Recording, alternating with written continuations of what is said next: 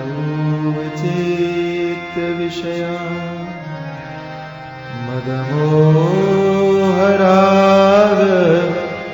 द्वेषादिशत्रुगणमारितयोगराजा आदौचित विषयान् मदमोहराग द्वेषादिशत्रुगणमारितयोगराजा व्यात्वामृतं समनुभूतपरात्मविद्या कान्ता सुखावत गृहे विचरन्ति धन्या व्यात्वामृतं समनुभूतपरात्मविद्या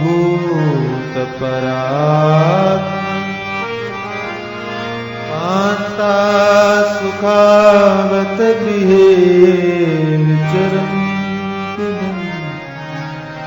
त्यक्त्वा गृहे रतिमनो गतिहेतुभूता आत्मेच्छयोपनिषदर्थरसं पिबन्तः त्यक्त्वा गृहे रतिमदो गतिहेतुभूताम् आत्मेच्छयोपनिषदर्थरसं वीतस्पृहा विषय भोगपदे विरक्ता धन्याशरन्ति विदलेषु विरक्तसङ्गा तस्पृहा विषयभोगपदे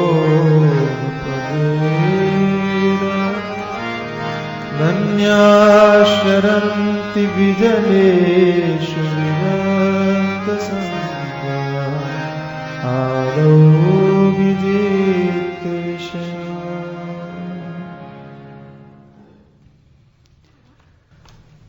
त्यक्त्वा गृहे रतिमधो गतिहेतुभूताम् आत्मेच्छयोपनिषदर्थरसं पिबन्तः वीतस्पृहा विषयभोगपदे विरक्ता धन्याश्चरन्ति विजनेषु विरक्तसङ्गा।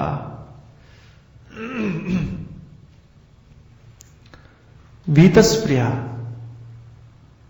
इच्छाओं से मुक्त हो गए। महात्मा कहते हैं इच्छाओं की मुक्ति ही दरअसल मुक्ति है।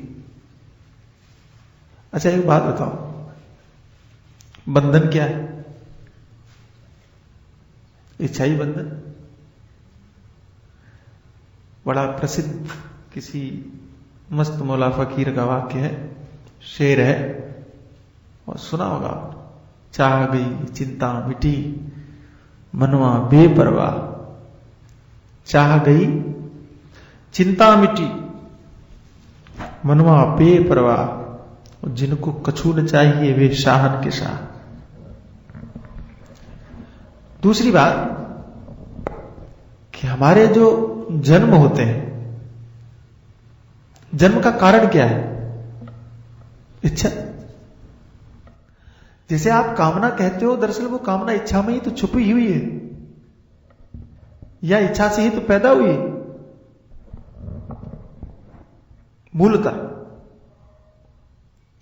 तो वीतस्पृहा होने का अर्थ है इच्छाओं से मुक्ति। और कितनी बढ़िया बात है, इच्छाओं से मुक्ति का मतलब है जीवन मुक्ति। कई लोग कहते हैं कि मरने के बाद इच्छाएं खत्म होती हैं, जीते जी नहीं।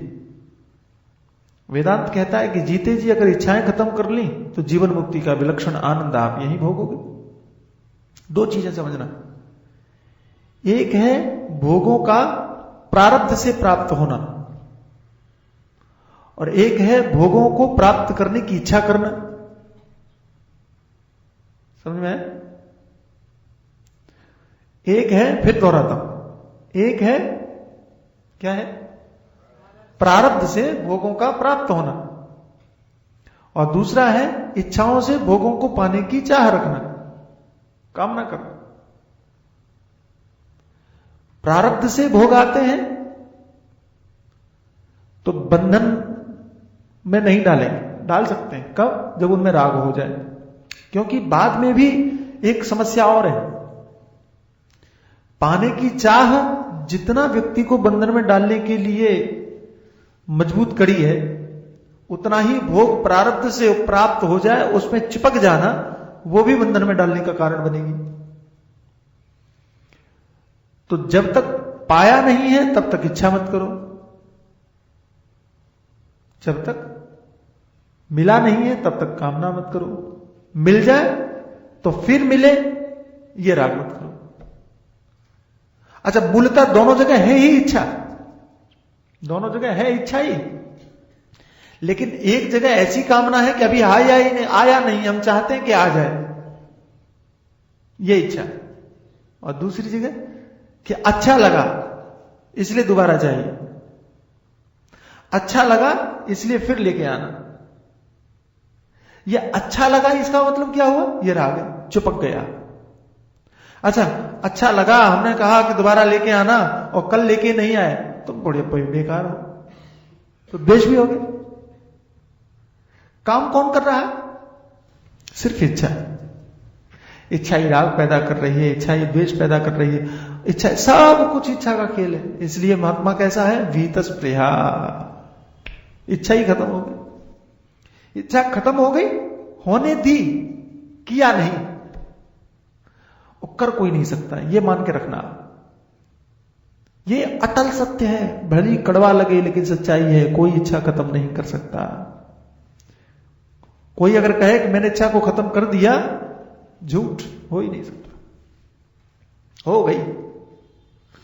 अच्छा, जिसको हो गई है उसे पता ही नहीं होगा, बोलने के लिए नहीं है उसके पास, कहने के लिए नहीं है कि मेरी इच्छा खत्म हो गई। ये बारीकी है, ये अंदर की बात है जो समझने के लिए सावधानी की जरूरत है। हाँ?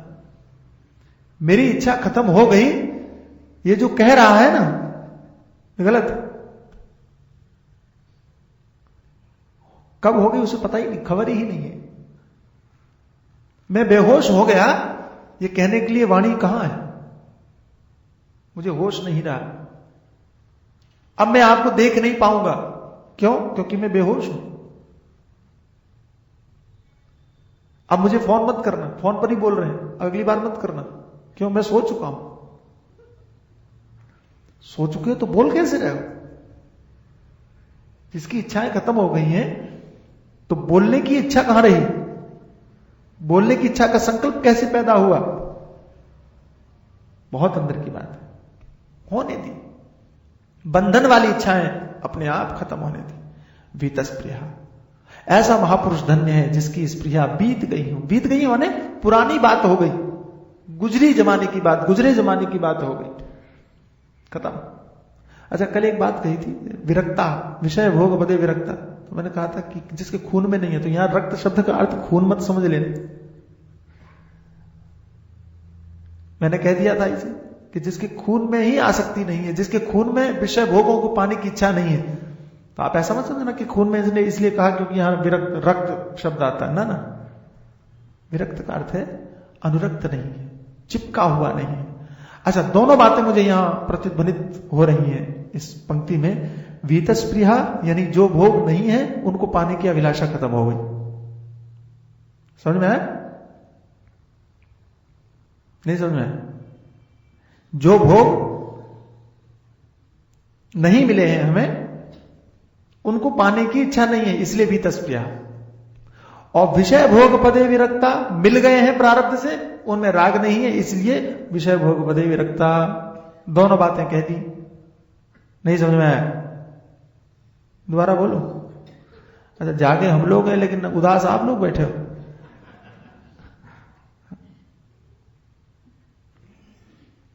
दो बातें थी ना, कि जो भोग प्राप्त नहीं हुए हैं उनको पाने की इच्छा ही हम करते हैं कि अगर ऐसा हो जाता, अगर ऐसा हो जाता, अगर मिल जाता, वो मिल जाता। तो ज्ञानी में वो चीज नहीं है, वीतस्पृहा, खत्म हो गई। अच्छा, प्रारब्ध से मिल जाए तो तो उसमें चिपकना कोई बुरी बात है? बोले नहीं, वो चिपकता भी नहीं है। विषय भोग पदे विरक्ता, राग नहीं होता उसको। ये इसकी अच्छाई है। प्रारब्ध से मिल जाए तो भी भोग तो करता है लेकिन चिपकता नहीं। रसगुल्ला खाता है लेकिन दोबारा मिले ऐसी चाह नहीं रखता। अब लेके आ जाएंगे तो खाना ही पड़ेगा। चिपकता नहीं। कितनी प्यारी बात है। ये हमें सीखना है, ये हमारे जीवन में हो। कुछ भी चाह नहीं, कुछ भी चाह नहीं, किसी भी प्रकार की नहीं। जो नहीं मिला है उसे पाने के लिए भी नहीं कि उसके पास में गाड़ी है मेरे पास क्यों नहीं, कि उसके पास में साड़ी है मेरे पास क्यों नहीं, कि उसके पास में इतनी बढ़िया चीज है मेरे पास क्यों नहीं, वो नहीं चाहता। और दैव योग से, प्रारब्ध से आ गई तो दोबारा मिले ये भी चाह नहीं। बहुत बढ़िया। हर समय, हर परिस्थिति में, अभाव में। भगवान ने गीता में कहा, अनन्यासन्ति यन्तो माम ये जना परिपासते तेषां नित्याभियुक्तानां योगक्षेम। योगक्षेम का वहन करता हूं। ये योगक्षेम क्या है? बहुत बार सुना होगा आपने। बड़ी प्यारी बात है कि जो चीज आपके पास में नहीं है उसको लाना, ये योग है। भगवान क्या करते हैं? योगक्षेम समझना कि आपके पास में खाने के लिए वस्तु नहीं है, भोजन नहीं है, और आप भगवान के भक्त हैं, तो भगवान कहते हैं चिंता मत करो, तुम्हारे घर में खाना लेकर के मैं आऊंगा। तुम्हारे घर में वस्त्र नहीं है, भगवान कहते हैं मैं लेकर के, जुलाहा बनकर के मैं बेचने के लिए आऊंगा और तुम्हारे घर पे रख के जाऊंगा। ये योग है। इसका मतलब क्या हुआ कि अभाव की पूर्ति करते हैं, जो चीज नहीं है वो लेके आते हैं। फिर और अगर वो, अब जैसे मान लीजिए कि आपको वस्तु मिल जाए, सोना मिल जाए, धन मिल जाए, पैसा मिल जाए, तो उसको बचाने की भी तो चिंता है। बचाएं कैसे? भगवान ने कहा कि चिंता मत करो, क्षेमम वहाम्य, रक्षा भी मैं ही करता हूं, लाता भी मैं हूं और बचाता भी मैं हूं। और यहां मेहनत भी आप करते हो और बचाना भी आपको पड़ता है। भागवतकार कहते हैं कि पहले तो धन कमाने के लिए दुख, और धन आ जाए तो अब इसको बचाएं कैसे, उसके लिए दुख, कि इनकम टैक्स वालों से कितना बचाए, तो खोपड़ी घुमाते हैं, सीए को बिठाएंगे, कैसे बचाए, वो भी तो कष्ट ही है। चोरों से कैसे बचाएं, और वो भी कष्ट है। डॉन को पता न चल जाए कि तुम्हारे पास कितना पैसा, फोन करेगा, उसको भी बचा के रखना, ये भी तो कष्ट है। भगवान कहते हैं मैं बचाता भी। जैसे अभाव के लिए इकट्ठा करते हैं योग, चला ना जाए तो क्षेम, ऐसे यहां समझना कि नहीं है तो चाहता नहीं, भगवान दे दें ठीक है, नहीं दें तो जाओ। भगवान से भी शिकायत नहीं उसको, भगवान से भी नहीं कहता है कि आपने प्रतिज्ञा किया था क्यों नहीं दिया। प्रहलाद जी को देखो आप, एक बार भी भगवान से नहीं कहा, एक बार भी। भगवान शंकराचार्य जी महाराज कहते हैं वे लोग धन्य है, पीतस्प्रिया विषय भोग पदे विरक्ता धन्या, महान है, धन्य है वे लोग। कौन? चरंति विजनेश, जो अकेले में रहते हैं, विरक्त संगा, और निसंग भाव से रहते हैं। पदार्थों में नहीं चिपकते हैं, ठीक है, लोगों में भी नहीं चिपकते, लोगों में भी अनुरक्त नहीं होते, भीड़ में चलते ही नहीं है। अच्छा, दो बातें कही, विजनेश विरक्त संगा, ध्यान देना। विजनेश का अर्थ है विरहित, जनेश जना, लोग, लोगों से रहित, अकेले रहते, जहां लोग न हो, जहां जन न हो, समाज न हो, अकेले रहते हैं। ये अकेले का अर्थ क्या है? एकांत शब्द है ना, एकांत। जरा एकांत का अर्थ करो। एकांत मतलब है एक का भी जहां अंत हो गया हो, यानी कोई न रहा हो, यानी तुम भी न रहे हो, ये शरीर भी न रहा हो, सिर्फ ब्रह्म रहा हो, सिर्फ आत्म तत्व रहा हो। सर्वधर्मान परित्यज्य मामेकम शरणम व्रज। बड़ा बढ़िया अर्थ करते हैं वेदांती लोग। अच्छा, इस श्लोक को लोग समझते हैं कि भक्तों का श्लोक है भी, तो भगवान कहते हैं सबको छोड़ के मेरी शरण में आ जाओ। वेदांती कहते हैं कि भगवान जो कह रहे हैं वो देखो, सर्वधर्मान परित्यज्य मां एकम शरणम व्रज। अच्छा, जैसे मान लीजिए कि मैं आपके पास जाऊं, आपको पता चले कि स्वामी जी बहुत परेशान है, तो आप कहेंगे स्वामी जी कहीं जाने की जरूरत नहीं, आप हमारे पास आ जाओ, ठीक है? यही कहोगे ना? आप परेशान है तो मैं कहूंगा कि मेरे पास आ जाओ, कहीं जाने की जरूरत नहीं। ऐसा तो नहीं कहूंगा कि सिर्फ मुझे एक के पास आ जाओ। ये एक शब्द क्यों बोला? खाली इतना ही बोल देते कि मेरे पास आ जाओ, बात खत्म। तो वेदांती कहते हैं एक बोलने का मतलब है भगवान अपना परिचय दे रहे हैं कि मैं हूं कौन, वो समझ लेना। मैंने ये तो कहा कि मेरी शरण में आ जाओ, लेकिन मैं कौन? मैं तो एक यानी ब्रह्म यानी परमात्मा। ऐसे ही यहां पर समझना कि सब कुछ खत्म होकर के जब व्यक्ति अपने आश्रित होता है, वहां पर वेदांती कहते हैं कि परमात्मा के शरण में जाने का अर्थ है अपने आप की शरण में जाना। अपने आप की शरण में जाने का अर्थ है अपने आप को अनुभव करना। जैसे शीशे के सामने अपने चेहरे को देखना, आपकी शरण में जाना है, अपने आप की शरण में जाना है। शीशे में अपने आप को आपने देखा तो क्या किया? शीशे की शरण में नहीं गए, अपनी शरण में गए, अपने आप को निहारा, अपने आप को देखा, शीशा माध्यम था। ऐसे ही एकांत का मतलब है सबका अंत करके एक में समाहित होना, अथवा सबका अंत करके एक में सबको, जो देखो भिन्न भिन्न प्रकार की वस्तु रखी है, मिट्टी के पदार्थ रखे हैं, अलग अलग तरह के मिट्टी के पदार्थ रखे हैं, तो हैं अलग अलग, सबका अंत कर दो, एक को देखो, मिट्टी देखो। यह है एकांत विचरण, कि जो भेद नजर आ रहा है, जो भिन्नता नजर आ रही है, वो दरअसल भेद भिन्नता है किसकी, उसको देखो। समझ में नहीं आ रहा? भारी पड़ रहा है? स्वर्ण के द्वारा बनाए हुए आभूषण, कान में पहनने वाली बाली या कुंडल,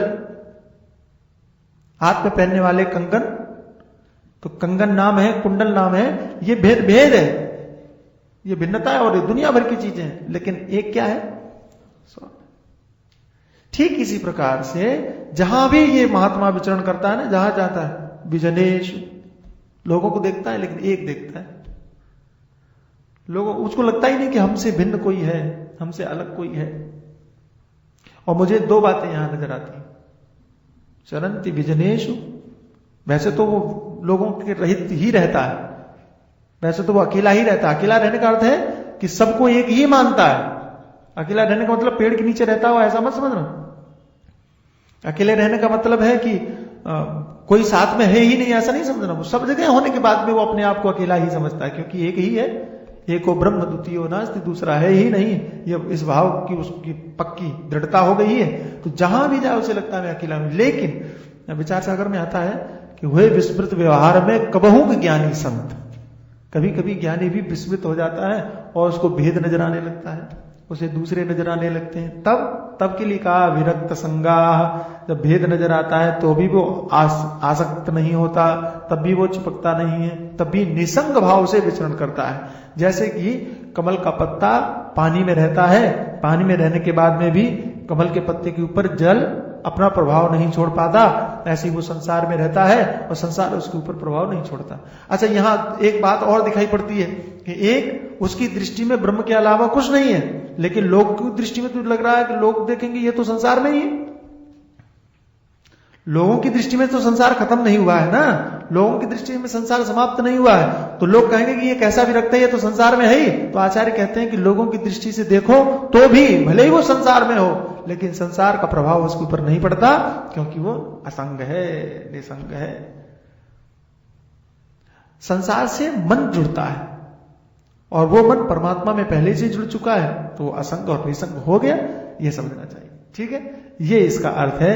तो त्यक्त्वा गृहे प्रतिवधो गति हेतु भूताम आत्मे छयोपनिषद रसम पिबंतः, जो घर में रति को अधोगति का कारण समझ करके छोड़ देते हैं और आत्म इच्छा यानी आत्म जिज्ञासा, अपने आप को जानने की इच्छा, आनंद को जानने की इच्छा, जैसा कि हम लोगों ने अर्थ किया था, आनंद को जानने की अभिलाषा को लेकर उपनिषद के जो अर्थ हैं और उन्होंने जो वर्णन किया है जिस रस तत्व का, ब्रह्म तत्व का, उसी का आनंद करते हुए उसी का रसपान करते हैं।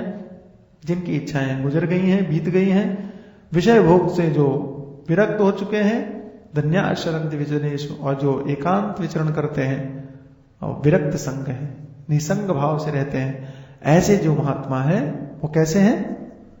धन्य है, महान है, महान है। ऐसे महात्माओं की पूजा करनी चाहिए, उनको याद करना चाहिए, उनका स्मरण करना चाहिए। आगे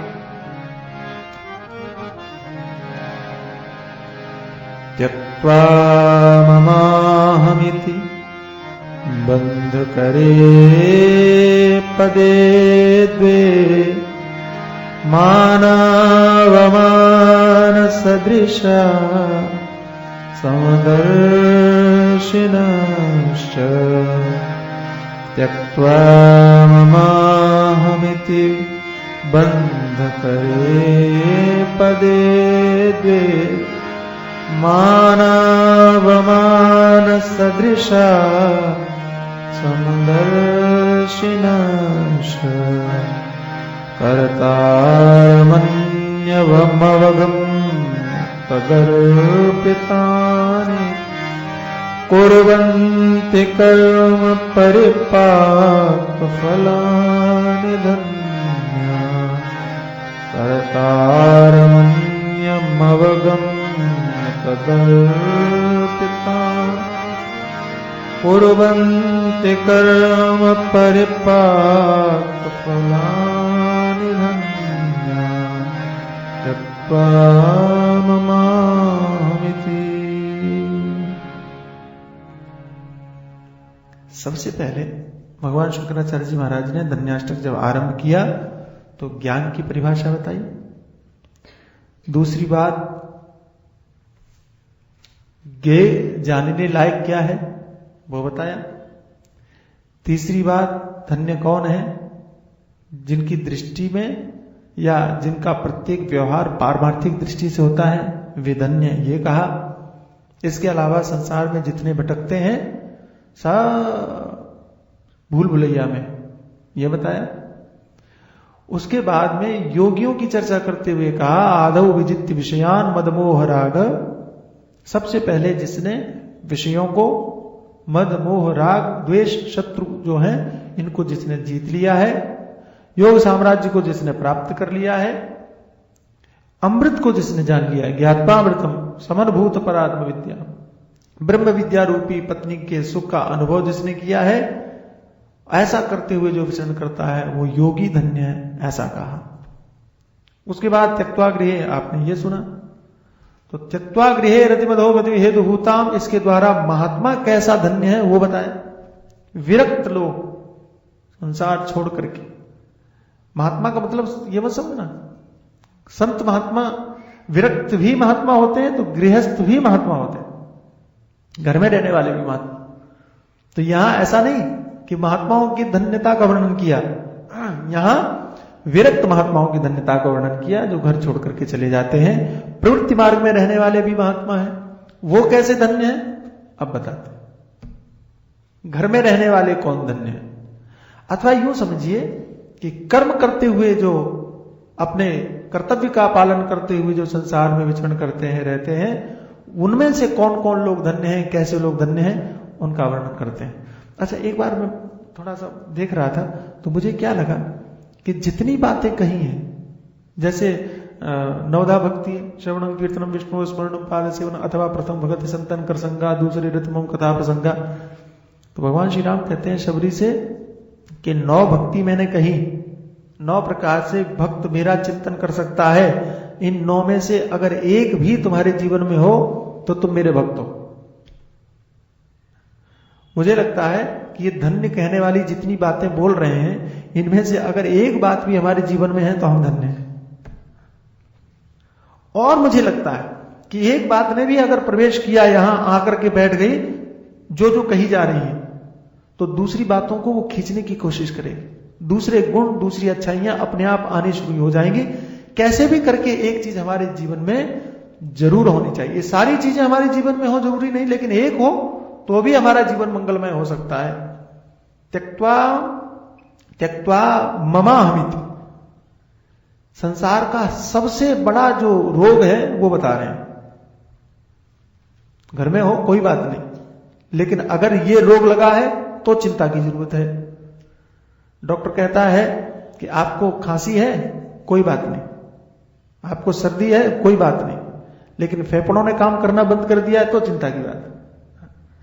सर्दी जुकाम को तो देख लेंगे, कोई समस्या नहीं है, लेकिन अगर फेफड़े जर्जर हो चुके हैं, खत्म हो चुके हैं, उसका कोई इलाज फिर नहीं है। अगर है भी तो चिंता की बात है, सावधानी की जरूरत है। ज्यादा प्रोसीजर लंबा है वो, उसमें थोड़ा मेहनत करनी पड़ेगी, लेकिन सर्दी जुकाम है तो मेहनत की जरूरत नहीं, 2 टेबलेट लो, ठीक हो जाएगा। घर में रह रहे हो समस्या नहीं है, गृहस्थ आश्रम में हो समस्या नहीं है, ठीक है, कोई बात नहीं, थोड़ा सा ध्यान रखोगे हो जाएगा। लेकिन अगर ये रोग है तो चिंता की बात है। ये टीबी का रोग समझ लो, कैंसर का रोग समझ लो, जितने भी भयानक नाम आपको याद आते हो समझ लो, ये सबसे बड़ा रोग है, जिसकी सबसे पहले चर्चा करते हैं। त्यक्त्वा ममाहमिति। ममाहमिति का मतलब है मम और अहम, मैं और मेरा। ये सबसे बड़ा रोग। दुनिया में सारी झंझटें इसी रोग की वजह से, दुनिया में सारी मुश्किलें इसी रोग की वजह से, दुनिया में जितने दोष हैं, अवगुण हैं, इसी की वजह से। मारपीट, लड़ाई, झगड़ा, रोना धोना, सब कुछ इसी की वजह से। ममाहमिति, ये मेरा है, ये मैं हूं। गोस्वामी से पूछा कि माया क्या है, माया किसे कहते हैं? क्या बताया मालूम? मैं और मोर तोर तय माया। मैं मेरा और तू तेरा। ये तेरा है, तू संभाल, ये मेरा है। जहां ये विवाद आया, जहां ये विषय बना, वहीं पर झगड़े की शुरुआत। अच्छा, ये तो हमने किताबों में देखा, किताबों में पढ़ा। थोड़ी देर के लिए हम अपने जीवन के पन्नों को पलटे, हम अपने जीवन को देखें, पढ़ें, जरा अपनी किताब पढ़ें और याद करें कि जब जब हमारे दुख का समय आया, जब जब हमारे कष्ट का समय आया, तो उसके पीछे ये चीज थी कि नहीं, वो देखो। मैं और मेरा था कि नहीं, तू और तेरा था कि नहीं। मैं गारंटी पूर्वक कह सकता हूं कि बिना मैं और मेरे के व्यक्ति के जीवन में कभी कोई समस्या आ ही नहीं सकती। अगर जीवन में कहीं समस्या है और आई है, कभी दुखी हुए हो, जीवन में कभी भी दुखी हुए हो, चित्त से, हृदय से दुखी हुए हो, ये जरूर होगा, जरूर होगा, हो ही नहीं सकता, सवाल ही पैदा नहीं होता। भगवान शंकराचार्य जी कहते हैं कि गृहस्थ आश्रम में कर्म करते हुए, कर्मकांड करते हुए वे लोग धन्य हैं जो इस रोग को छोड़ देते हैं। और मेरा एक मानना और है कि चाहे आप समझ करके इस रोग को छोड़ो और चाहे आप बिना समझे इस रोग को छोड़ो, दोनों ही अवस्थाओं में यह लाभ करता है। देखो, जब तक आत्म तत्व का ज्ञान नहीं हो जाता तब तक परमानंद की प्राप्ति नहीं होती, ये सब जानते हैं, है ना। और आत्म तत्व का ज्ञान सिर्फ पढ़ना नहीं, अनुभूति। लेकिन ये एक ऐसी चीज है कि इसको अगर आप बिना जाने भी छोड़ दो, बिना समझे भी छोड़ दो, तो भी ये अपना फल दिखाएगा, असर दिखाएगा। समझ बूझ के छोड़ो तो अच्छी बात है, बिना समझे भी छोड़ो। जैसे आग जलाता है, अग्नि जलाता है, अगर छुओगे तो आपके हाथ को जला देगा। इस ज्ञान के साथ में छोड़ोगे तो भी आप जलने से बचोगे, और बिना जाने छोड़ोगे तो भी जलने से बचोगे। बच्चे को आप समझा नहीं पाते, बच्चे को आप बता नहीं पाते कि तुम अगर आग छुओगे तो जल जाओगे, उसको तो तुम दूर करते हो, बचा लेते हो, छुड़ा देते हो। छुड़ा देते हो, ये शब्द अच्छा लग रहा है, छुड़ा देते हो, बच्चा बच जाता है, रक्षा हो जाती है। ऐसी मैं और मेरा, तू और तेरा अगर ज्ञान की वृत्ति के द्वारा समझ करके छूटा तो परमानंद मिलेगा ही, लेकिन बिना ज्ञान की वृत्ति के भी छूटा, महात्मा ने कह दिया छोड़ दो और हमने छोड़ दिया, तो भले ही परमानंद न मिले लेकिन दुनिया की झंझटों से आप जरूर बच जाओगे। दुनिया की झंझटों से मुक्ति जरूर हो जाएगी। घर में रह करके झंझटों से बचना चाहते हो तो शुरुआत करो, यहां से शुरुआत। मैं अभी पढ़ रहा था, एक कहीं मजाक पढ़ रहा था कि पति पत्नी अगर प्रेम पूर्वक रहना चाहते हैं, अपने गृहस्थ जीवन को सुखमय बनाना चाहते हैं, तो पति को एक काम करना चाहिए। तो मेरी दिलचस्पी बड़ी, आगे पढ़ो क्या लिखा है, क्या करना चाहिए। तो लिखा था कि पति को अगर कभी उसकी गलती हो तो चुपचाप मान लेना चाहिए।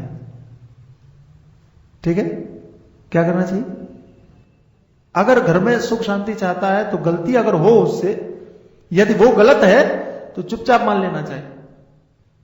फिर आगे लिखा था अगर वो सही हो तो बोले तो चुप रहना चाहिए। नहीं समझे? अगर वो गलत है तो चुपचाप मान लेना चाहिए कि हाँ मैं गलत हूं, और अगर सही है तो चुप रहना चाहिए। तभी जीवन सुखी गुजर सकता है।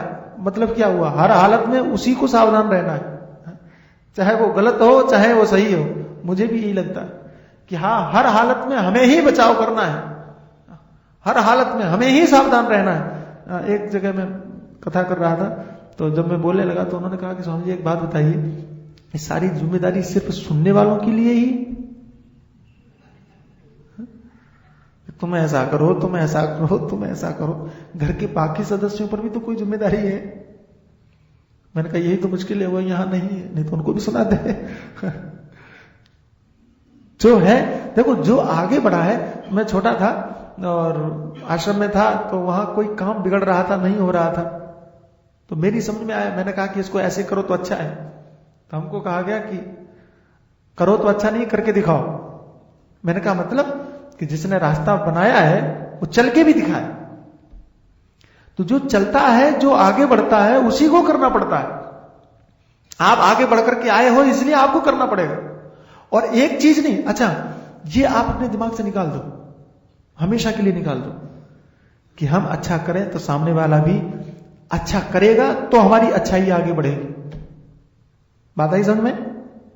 कि हम अच्छा करेंगे तो सामने वाला भी अच्छा करेगा, तो हमारी अच्छाई आगे बढ़ेगी। और अगर दूसरे के सपोर्ट से आपकी अच्छाई आगे बढ़ने वाली है तो भूल जाओ कि आप आगे बढ़ोगे, हो ही नहीं सकता, कभी नहीं। आपको अपने बल पर आगे बढ़ना पड़ेगा। गुरुजी हमारे सिखाते थे कि गाड़ी हमेशा हवा को चीरती हुई आगे बढ़ती है, हवा कभी सपोर्ट नहीं करती। और करने लगे तो बहुत बड़ी बात समझना चाहिए, कभी कभी ऐसा होता है। और ध्यान रखना, हमारे गुरुजी सावधान करते थे कि हवा अगर सपोर्ट करे तो तुम मस्त मत हो जाना, वो तुम्हें भटका भी सकती है। अगर हवा सपोर्ट करे तो तुम्हें गिरा भी सकती है। तुम समझो कि हवा सपोर्ट कर रही है, वो झोंका मारेगी, तुम दूसरी दिशा में गिरोगे जाकर के। हवा का रुख कब बदल जाए कुछ कहा नहीं जा सकता। ऐसे ही संसार में ये अपेक्षा करके आप बढ़ो ही मत कि आपकी अच्छाइयों को सपोर्ट मिलेगा। संसार में ये कामना करके आगे बढ़ो ही मत कि आप अच्छे हैं तो आपके पति आपकी मदद करेंगे, बिल्कुल नहीं, कभी नहीं। और अगर करें बहुत बड़ी कृपा समझना, लेकिन फिर भी लापरवाह मत होना, क्योंकि दुनिया कब बदल जाए कुछ भरोसा नहीं, वह हवा का झोंका कब बदल जाए कुछ भरोसा नहीं। आप अच्छे हैं, आपकी पत्नी अच्छी होगी, सपोर्ट करेगी, बिल्कुल भूल जाइए। आध्यात्मिक रास्ते में ये सफर अकेला ही होता है। आध्यात्मिक सफर में कोई साथी नहीं होता, कोई साथी नहीं। हमारे संत कहते हैं कि आध्यात्मिक सफर में सिर्फ दो ही लोग हैं, एक गुरु, एक आप खुद। गुरु भाई भी नहीं। और अगर उनको हम सफर बनाया तो जहां वो रहेगा वहीं टिके रहना, फिर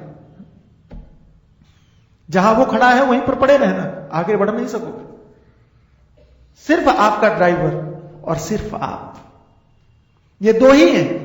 और इस सफर में अगर आप इन दोनों के सहारे हो, मतलब अपने सहारे और गुरु के सहारे हो, तो आपका सफर निरंतर जारी है, आगे बढ़ता रहेगा। और मैं दावे के साथ कह सकता हूं कि अगर गुरु के साथ आपका सफर है, दुनिया में किसी का कोई भरोसा नहीं, दुनिया में किसी की कोई सपोर्ट की जरूरत नहीं, दुनिया में किसी की कोई चिंता नहीं, तो आपके सफर को रोक भी कोई नहीं सकता। यह भी पक्की बात है। क्योंकि ड्राइवर कुशल है, गुरु है, वो लेके चलने में सफल है, सक्षम है, और आपने सबको पहले ही छोड़ दिया, आप अकेले हैं, दौड़ेंगे। संसार में, आध्यात्मिक सफर में आप अकेले हैं, अकेले ही चलना है। क्या है? एकला चलो रे, रविन्द्रनाथ, हाँ, एकला चलो रे। रविन्द्रनाथ टैगोर कहते हैं अकेले चलो, अकेले चलो। अकेले मतलब अकेले हो ही। कोई आया था साथ में, तो क्यों इकट्ठा कर रहे हो दूसरों को? परमात्मा ने तुम्हें अकेला भेजा, मुकाबला करो। मजे की बात देखिए, अकेले चलने के लिए भेजा भीड़ में क्या कमाल है, ईश्वर की दृष्टि देखिए। भेजा अकेला, चलना भी अकेला है, पहुंचना भी अकेला, लेकिन कहां? भीड़ को चीर कर। सफर तय करना है रोड के ऊपर, हवा को चीर कर। ऐसे ही आपको परमात्मा तक पहुंचना है भीड़ को चीर कर। और सिर्फ भीड़ नहीं, यहां बहुत है जो तुम्हें रोकेंगे, और मुझे तो लगता है कि तुम्हें रोकने के लिए ही सब है। तुम्हें रोकने के लिए ही सब है, चाहे पति हो, चाहे पत्नी हो, चाहे घर हो। ध्यान रखना, पति अच्छा है तो भी रोकने के लिए है, मेरी बात का बुरा मत मानना। पति बुरा है तो भी रोकने के लिए है, तुम्हारे स्वभाव के अनुरूप पति बनाया गया है। अगर आप अच्छी चीजों को देख करके ठहरते हैं तो पति अच्छा है, अगर आप खराब चीजों को देख करके ठहरते हैं तो पति, बोलो, बुरा है। सच्चाई क्या है? सच्चाई यह है, ना कोई अच्छा है ना कोई बुरा है। तुमको ठहरने के लिए किसी को अच्छा बना दिया, तुमको रोकने के लिए किसी को अच्छा बना दिया, बुरा बना दिया। यहां कोई अच्छा बुरा नहीं, सिर्फ और सिर्फ तुम्हारी रुकावटें हैं, सिर्फ और सिर्फ हमारी, क्या बोलते हैं, रोड पर ब्रेकर लगा हुआ है कि ठहरो। अब आप अपने ऊपर कितना संयम रखते हो देखो, ध्यान रखो। त्यक्त्वा ममाहमिति, कोई मेरा नहीं, कोई मैं नहीं। वाह क्या बात, मैं भी नहीं। हा? अच्छा ध्यान रखना, जहां मैं होगा वहां मेरा पैदा हो जाएगा। मैं सुन रहा था कहीं, वो टाई पहनते ना, तो एक लंबी है, उसके अंदर भी एक होती है छोटी सी, देखा है कहीं मैंने, है ना? तो ये क्या है? बोलिए इसका बच्चा है, टाई का बच्चा। ऐसे मैं का बच्चा क्या है? मेरा। और वेदांत में हमने पढ़ा है, आपने भी जरूर पढ़ा होगा, कि जब अहंकार की सृष्टि होती है तो वो दुखदाई हो जाती है। ईश्वर की सृष्टि दुख नहीं देती। अब देखो दूसरा भी दृश्य देख लो, भगवान ने कहा कि हमने तुमको भीड़ में भेजा, लेकिन मजे की बात यह है कि भीड़ तुमको परेशान नहीं करेगी। कब तक? जब तक कि तुम इसे अपना नहीं बनाओगे। वाह क्या बात। ईश्वर कहता है कि हमने तुम्हें सफर करने के लिए इस दुनिया में अकेले भेजा, और तुम कह रहे हो कि मेरे साथ अन्याय है। ये अकेला सफर करने के लिए भेजा, लेकिन भीड़ में। भगवान कहते हैं कि ध्यान रखना, ये भीड़ जरूर है, लेकिन तुम्हारे लिए समस्या नहीं बनेगी कभी, अगर इसमें तुम अपनी सृष्टि न करो। इसलिए आपने सुना होगा वेदांत की परिभाषा में ईशकृत सृष्टि और जीवकृत सृष्टि, ईश्वर के द्वारा बनाई हुई सृष्टि और जीव के द्वारा बनाई हुई सृष्टि। तो ईश्वर के द्वारा बनाई हुई सृष्टि क्या है? यह पुस्तक है। और जीव के द्वारा बनाई हुई सृष्टि क्या है? यह मेरी पुस्तक है। समझ में आया? यह पुस्तक दुख देती है कि सुख देती है? कुछ नहीं, क्योंकि ईश्वर की है। लेकिन यह मेरी है, अब यह सुख भी देगी और दुख भी देगी। अगर इसका पन्ना फट जाए, अरे कष्ट हो गया। अच्छा ये आपके पास है, फट जाए, जल जाए, हमें कोई फर्क नहीं पड़ने वाला। पूरी दुकानें जल जाती हैं, आग लग जाती है, फर्क पड़ता है? कितना आश्चर्य है, कितना आश्चर्य है कि पूरी मिल जल गई है, पूरी फैक्ट्री में आग लग गई, कोई फर्क नहीं पड़ा। हमारे रुमाल का कोना जल जाए तो हमें कष्ट हो जाता है। ये मेरा है। त्यक्त्वा ममाहमिति, जहां जहां अहम होगा वहां वहां सृष्टि बनेगी, पैदा होगी। इसलिए इस हम को मार डाल, इसको ही खत्म कर दो। त्यक्त्वा ममाहमिति, बंद करे पदे द्वे। सबसे बड़ा बंधन में डालने वाला यह है कहते हैं ये जो दोनों चीजें हैं, मैं और मेरा, ये दोनों ही बंधन में डालते हैं। भागवतकार कहते हैं देहे शिवांस रुधिरे विमतिम तजत्वम जाया सुतादिषु सदा ममताम विमुंच। ये शरीर में मैं पना, ये शरीर से संबंधियों में मम पना, दोनों ही बंधन डाल में बांधने वाले हैं। ये रस्सी है, समझो रस्सी। गोस्वामी जी ने भी कहा सबका ममता ताग बटोरी, रस्सी बना लो। किससे? रस्सियों से रस्सी बनाओ। मैं बचपन में प्रवचन करता था, बहुत पहले से ही प्रवचन करता हूं, छोटे से 11 वर्ष की उम्र में महाराज ने कहा बैठो बोलो, बोलना शुरू किया। तो मुझे बड़ी अच्छी बात लगती थी ये। मैंने कहा कि जरा सोचो, एक तरफ आप अकेले और एक तरफ 10 लोग, और आपको पकड़ के खींचेंगे तो ताकत किसकी ओर ज्यादा है? तो एक तरफ संसार में 10 लोग, जननी जनक बंधु सुत दारा तन धन भवन सुहृद परिवारा, ये 10 लोग आपको पकड़ के खींचेंगे तो आप दुनिया में जाओगे कि भगवान की तरफ? लोग शिकायत करते हैं कि महाराज हमारा मन संसार में ज्यादा लगता है, भगवान के भजन में नहीं लगता। कैसे लगेगा? क्योंकि वहां 10 पकड़ के खींच रहे हैं, यहां आप अकेले हो, ताकत उनकी ज्यादा है। गोस्वामी जी रास्ता बताते हैं। गोस्वामी जी कहते हैं ये जो 10 लोगों में आपने अपनी रस्सियों को फेंक रखा है ना, खींच लो। 10 जगह जो आपने अपने आप को बांध रखा है वो खींच लो। सबका ममता ताग बटोरी, खींच करके एक रस्सा बनाओ। रस्सा जानते हैं? मोटी रस्सी बनाओ। सबका ममता ताग बटोरी मम पद मनी बांध बरी डोरी, डोरी बनाकर, रस्सी बनाकर, और एक सिरा, अब 2 हिस्से हो गए ना, एक सिरा, सिरा जानते हैं? छोर क्या बोलते हैं? हा? छेड़ा। हा? किसको छेड़ा पता नहीं, सिरा। तो एक रस्सी के एक सिरे से, गोस्वामी बड़ी बढ़िया बात कहते हैं कि उस रस्सी के, कौन सी रस्सी से? जिसमें आपने दुनिया में बांध रखा था, उसको खींच के जो रस्सी बनाई है आपने, एक सिरे से भगवान के पैर को बांधा। ये कौन कह रहा है? भगवान ही कह रहे हैं। मम पद नहीं, एक सिरे से, रस्सी के एक सिरे से मेरे पैर को बांधो, और दूसरे से बोलिए जो भटकने वाला ज्यादा घूम रहा है ना, इस मन को बांध दो। क्या बात है, क्या बात है। भगवान का चरण क्या है? तो कहा खूंटा। खूंटा जानते? जिसमें बैल बछड़े बांधे जाते। और मन क्या है? बछड़ा है। अगर रस्सी कमजोर होगी तो बछड़ा भाग जाएगा, और रस्सी मजबूत होगी तो घर में ही बना रहेगा। कितना भी उछले जाएगा कहां? जैसे उड़ जहाज को पंछी पुनः जहाज पे आ, समुद्र में, और एक पक्षी जहाज के ऊपर बैठा हुआ था और उड़ने लगा। कितना उड़ेगा? कहां जाएगा? क्योंकि समुद्र में तो कोई आश्रय है, कहीं बैठ नहीं सकता। जाओ, खोल दिया, कहीं भी गए, वापस कहां जाएगा?